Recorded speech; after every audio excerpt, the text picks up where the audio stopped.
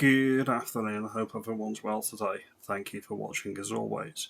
If you find value in this video, consider liking and subscribing, it does help the channel out a lot. It seems that one of our cities in Yorkshire has cancelled Christmas, or anything that can be associated with Christianity. And I've got a major problem with this, so this is what we're going to get into in this video. The Multicultural Festive Tree to be in Centenary Square all next month. That's what they're calling them now. Not Christmas trees.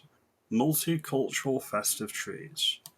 And to add insult to that injury, Bradford is apparently the city of culture for 2025. It's one of the capitals for the grooming gangs in the United Kingdom. And like all the other urban centres all over the country, it's where the majority of migrants settle. Either first or second generation migrants settle. They don't settle in the shires, they don't settle in the small community or coastal towns, they settle in the big urban centres, which is why things like this happen. This is a predominantly Christian country. This shouldn't be controversial to say. If you don't want to celebrate Christmas, that's fine. I'm not gonna force you to celebrate something you don't want to celebrate. However, it's Christmas. And it's not a multicultural festive tree, it is a Christmas tree. Alright? Let's just be perfectly clear on that point. We get into the story now.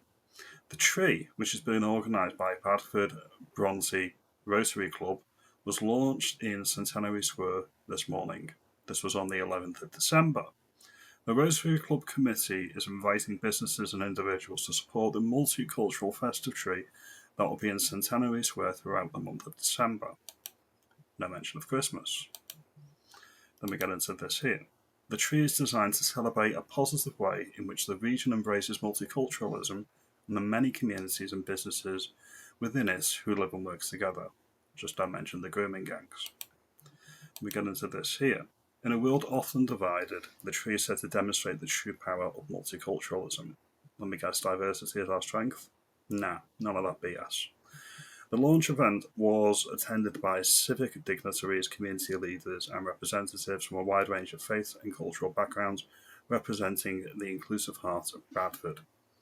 Once again, you hear this phrase, community leader. Where's my community leader?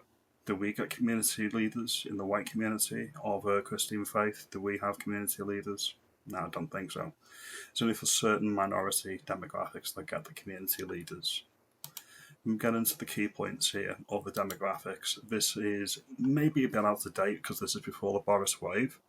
White British is the single largest group in Bradford, about 56 or 57% of the population. Then the Asian and the Asian British category makes up 32%. The Pakistani community is the largest of these groups by far. Black, mixed and other ethnic groups are about 2 to 3%. There's a erasure of our culture, and it starts with things like this when they remove Christmas and they remove Christ from Christmas. Now, Christmas obviously is a secular holiday, can be enjoyed by those who are not religious, but what you shouldn't be doing is rebranding Christmas for people that are not of the faith and are of different faiths.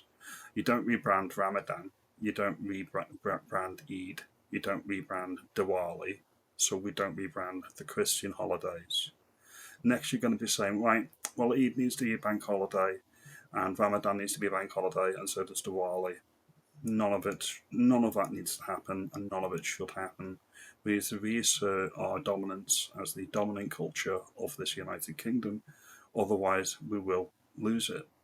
You get many stories now on the TV saying there's a bit of a Christian revival in the United Kingdom, whether that is Presbyterian, whether that's Catholicism, whether that's being a Protestant, or any of the others. And it's important that we continue to force this point. People are crying out for culture, and people are crying out for the traditions of the United Kingdom to be maintained. That's why I'm calling this out in Bradford.